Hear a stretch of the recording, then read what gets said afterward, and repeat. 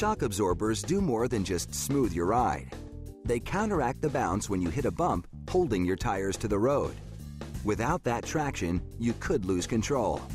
So by affecting steering, stopping, and stability, shocks are actually a vital safety component.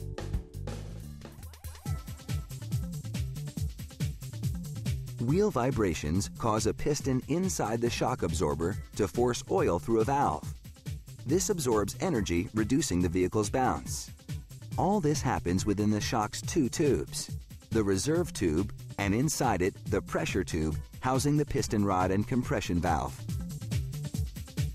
Both of these tubes are made from a steel sheet sliced into strips. Inside this tube mill, coolant prevents the passing strip from overheating as one forming roller after another gradually rounds it into a tube.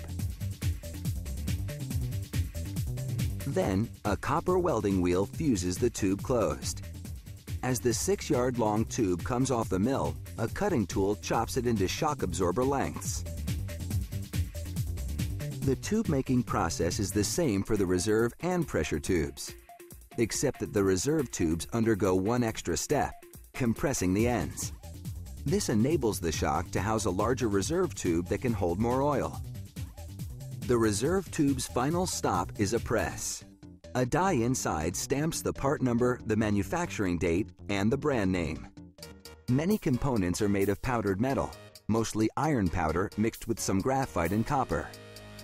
After a press compacts the powder in a die, a furnace fuses the particles. This powdered metal part is the valve through which the piston forces the oil. Steel discs and a spring help control the speed with which the valve operates for varying driving conditions. A stamping tool crimps the end of the tube holding the spring in position. The valve, now fully assembled, seals the bottom of the pressure tube. Meanwhile, a press punches round steel discs into other components. These loops mount the shock absorber to the vehicle. A worker positions a cup on each one, then a robot welds them together.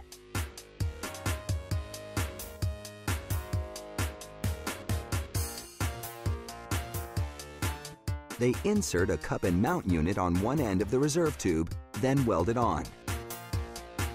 This unit is called the base assembly.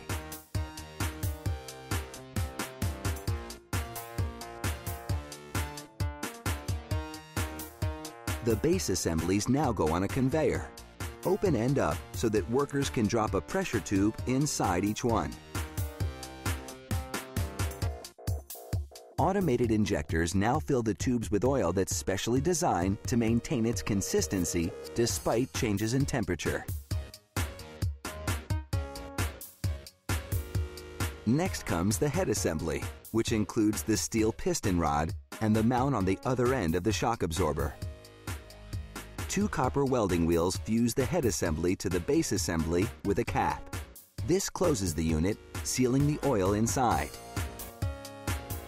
Next, workers weld on a dirt shield, a steel casing that prevents dirt from hindering the movement of the piston rod.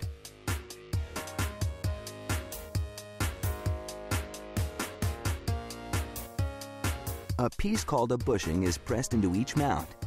This helps tone down the vibrations coming from the vehicle. Now it's on to an automated carousel. Robots pierce a hole in each shock and inject nitrogen gas to prevent the oil inside from foaming. After injection, the robot seals the hole by welding on a tiny steel ball. And now for the finishing touch, an electrostatic paint job. A machine runs a positive electrical current through the shocks and a negative one through the paint particles. Like a magnet, the static electricity draws the paint onto the shocks in a flawless coat.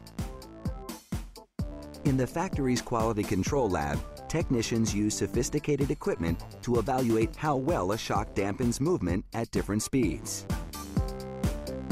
The tube and valve configuration inside varies by vehicle, so the shocks on a ground-hugging sports car are quite different from those on a luxury sedan or on a light truck.